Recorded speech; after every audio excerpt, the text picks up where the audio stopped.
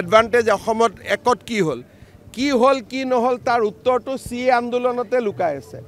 Advantage 1ৰ সময়ত আমি 60 মান গ'লোঁ, গৈ আকৌ সাপৰ মুখত পৰিলোঁ, তলত নামি আহিলোঁ। গতিকে অসমৰ ৰাইজে যদি এই পৰিৱেশ ৰাখে তেতিয়ালে মই ভাবোঁ যে অসমৰ সমৃদ্ধিশালী ভৱিষ্যতক কোনেও ধৰি ৰাখিব নোৱাৰে। মই আগৰ পৰাই জানো যে সকলো আহিব, সকলোৱে কৰিব বিচাৰিব আৰু প্ৰধানমন্ত্ৰী ডাঙৰীয়াৰ কাৰ্যালয় আৰু গৃহমন্ত্ৰী ডাঙৰীয়াই নিজে এই এডভান্টেজ আসাম নহয় অসমৰ এটা future as a manufacturing hub অসমক নিৰ্মাণ কৰিবৰ বাবে তেওঁলোকে যোৱা 3 বছৰত বহুত কাম কৰি আছিলে। আগতে আনিলে অসুবিধা যে আমি এজন ইনভেষ্টৰক আনিলোঁ, তেওঁ অসমত আহি বন্ধ দেখিলে, বোমা বিস্ফোৰণ দেখিলে, তেওঁতো আঁতৰি যাব।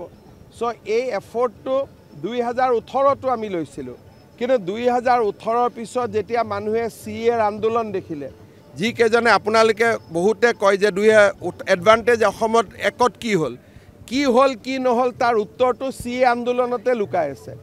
এডভান্টেজ 1ৰ সময়ত আমি 60 মান গ'লোঁ, গৈ আকৌ সাপৰ মুখত পৰিলোঁ, তলত নামি আহিলোঁ। গতিকে অসমৰ ৰাইজে যদি এই পৰিৱেশ ৰাখে তেতিয়ালে মই ভাবোঁ যে অসমৰ সমৃদ্ধিশালী ভৱিষ্যতক কোনেও ধৰি ৰাখিব নোৱাৰে। এডভান্টেজ অসমত একত কি হ'ল কি নহ'ল তাৰ উত্তৰটো CA আন্দোলনতে লুকাই আছে। এডভান্টেজ 1ৰ সময়ত আমি 60 মান গ'লোঁ, গৈ আকৌ সাপৰ মুখত পৰিলোঁ, তলত নামি আহিলোঁ।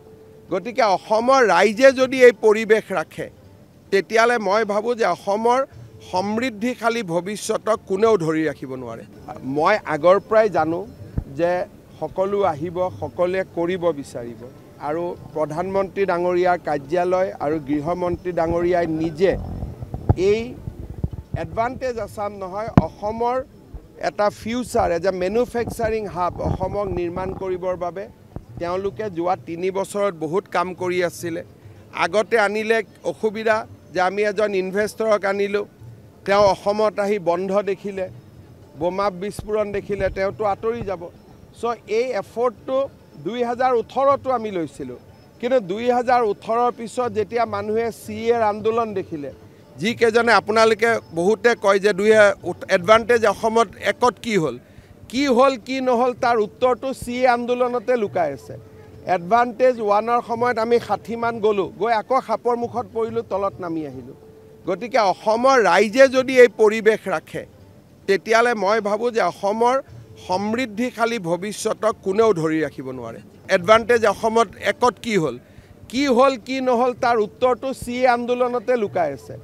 এডভান্টেজ 1ৰ সময়ত আমি 60 মান গ'লোঁ, গৈ আকৌ সাপৰ মুখত পৰিলোঁ, তলত নামি আহিলোঁ। গতিকে অসমৰ ৰাইজে যদি এই পৰিৱেশ ৰাখে তেতিয়ালে মই ভাবোঁ যে অসমৰ সমৃদ্ধিশালী ভৱিষ্যতক কোনেও ধৰি ৰাখিব নোৱাৰে।